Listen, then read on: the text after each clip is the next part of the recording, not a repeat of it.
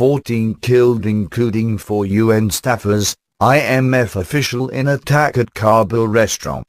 At least 14 people including 4 UN personnel, an International Monetary Fund representative and a British contractor were killed Friday in a suicide bombing and shootout at a restaurant in the centre of Kabul, authorities said. The suicide attacker's bomb exploded at the restaurant's gate about 7:30 p.m. 2 armed men then entered the restaurant and started shooting, Afghan Deputy Interior Minister Mohammad Ayub Salangi said. Afghan security forces killed the gunman during a shootout, according to Salangi. The Taliban claimed responsibility for Friday's attack in an email. 4 of those killed worked for the United Nations, a spokesperson for UN Secretary-General Ban Ki-moon said. The world body at first announced 3 dead, but increases its toll less than 2 hours later. They were among a number of casualties from various international organizations in addition to Afghans. Such targeted attacks against civilians are completely unacceptable and are in flagrant breach of international humanitarian law, the UN official added. They must stop immediately.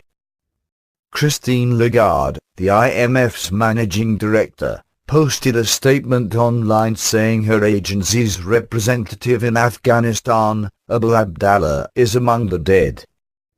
The 60-year-old Lebanese national was named to that position in June 2008.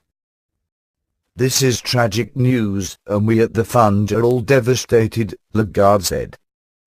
Paul Ross, the IMF's mission chief for Afghanistan, remembered Abdallah as a wonderful, kind man, who was always there for his family, his colleagues and the people of whatever nation he was trying to serve.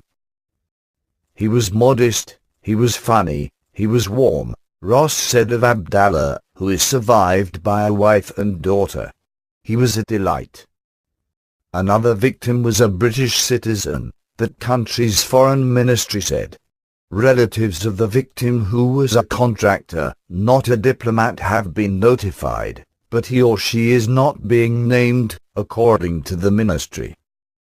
Afghanistan continues to be the site of sporadic violence, much of it blamed on militants tied to the Taliban, which ruled the country before the US-led invasion after the September 11, 2001, terrorist attacks.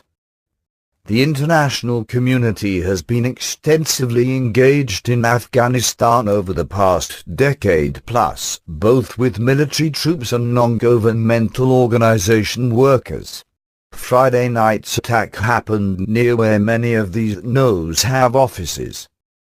Friday night's attack was a huge shock to those working there, said Ross, but it won't deter them from continuing their mission.